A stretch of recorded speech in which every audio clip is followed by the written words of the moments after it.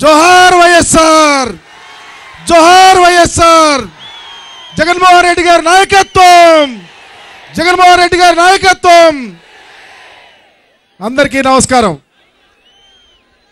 ఈరోజు నరసరావుపేట పలనాడు ప్రాంతంలో కాసు మహేష్ రెడ్డి గారు వైఎస్ఆర్ కాంగ్రెస్ పార్టీలో జరుగుతున్నటువంటి శుభ సందర్భంలో ఈ కార్యక్రమాన్ని ఏర్పాటు చేయటం, దానిలో మనందరినీ భాగస్వాములు అవటం చాలా ఆనందంగా ఉంది.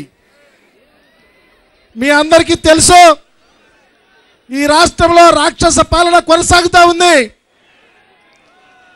డాక్టర్ రాజశేఖర్ రెడ్డి గారు ప్రవేశపెట్టిన ప్రతి సంక్షేమ పథకానికి తూట్లు పడుస్తూ ఉన్నారు. ప్రజల సంక్షేమం వారికి అవసరంలా, ప్రజల బాగోగులు వాళ్ళకి అవసరంలా, ఇచ్చిన హామీలు వాళ్ళు చేయాల్సిన పని లేదు. ఈ రాష్ట్రంలో ఇసుక మట్టి అమ్ముకొని సున్నం, చివరికి బాబు కొడుకులతో పాటు మంత్రులు, శాసనసభ్యులు కోటాను కోట్లు దండుకుంటా ఉన్నారు. పోలీసులను అడ్డం పెట్టుకొని ఈ రాష్ట్రంలో రాక్షస పాలన కొనసాగిస్తూ ఉన్నారు.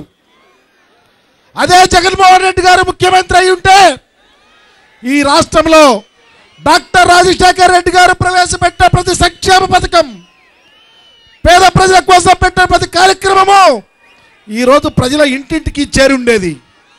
అవి చేరకపోగా ఈరోజు చంద్రబాబు నాయుడు గారు ఈ రాష్ట్ర ప్రజలను మోసం చేస్తూ ఇచ్చిన హామీలలో ఒక్క హామీ కూడా నిర్వర్తించకుండా పోతా ఉన్నాడు. అందుకనే ఈరోజు జగన్మోహన్ రెడ్డి గారి వెంట అనేక మంది బారులు తీరుతా ఉన్నారు, మీ పార్టీలోకి వస్తామని. అలాంటి పరిస్థితి రాష్ట్ర వ్యాప్తంగా ఉంది.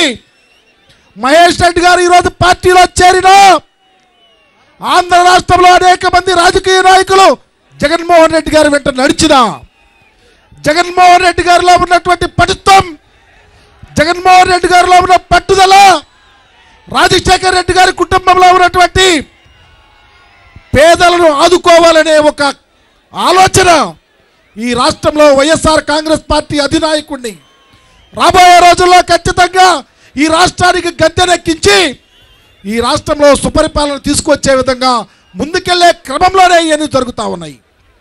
ఈరోజు చూస్తూ ఉన్నాం, రైతాంగాన్ని పూర్తిగా వదిలేశాడు చంద్రబాబు.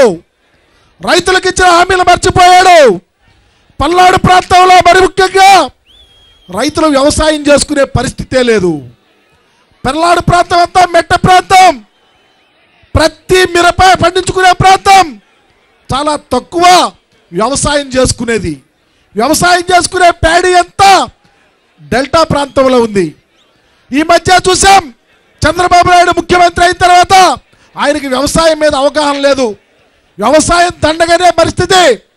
ఈరోజు మిర్చి వేసుకోవాలంటే 20,000 ఉన్నటువంటి విత్తనాల ధర ₹1,00,000 పెంచాడు. సరే, 1,00,000 అయినా రైతులు వేసుకున్నారు. ఆనాడు డాక్టర్ రాజశేఖర్ రెడ్డి గారు ఉన్నప్పుడు రైతాంగానికి సహాయం జరిగే విధంగా జరిగిద్దని ఆలోచించారు. కానీ ₹1,00,000 విత్తనాలు దొంగ విత్తనాలు అయినాయి, ధర లేదు. చివరికి రాజశేఖర్ రెడ్డి గారి యొక్క సంక్షేమ పాలనలాగా లేదు. అవి నోటికాడకు వచ్చేటప్పటికి వరుణదేవుడు చంద్రబాబు నాయుడు యొక్క చేతకాల తరాన్ని కూడా ఎత్తి చూపించాడు. అదే కాదు, ఈ రాష్ట్రంలో దళితుల పరిస్థితి అగమ్యగోచరంగా ఉంది.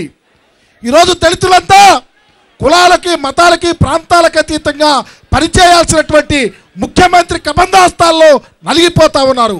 ఒక్క దళితులే కాదు, కులం లేదు, మతం లేదు, ప్రాంతం లేదు, పార్టీ లేదు, అందరూ సతమతమవుతా ఉన్నారు. చంద్రబాబు పాలన విసిగిపోతా ఉన్నారు. ఏ ఒక్క కార్యక్రమం ఆయన చేయడు. చివరకు దళితుల చట్టాలను కూడా చంద్రబాబు నాయుడు చుట్టాలుగా ఓడుకుంటూ ఉన్నాడు.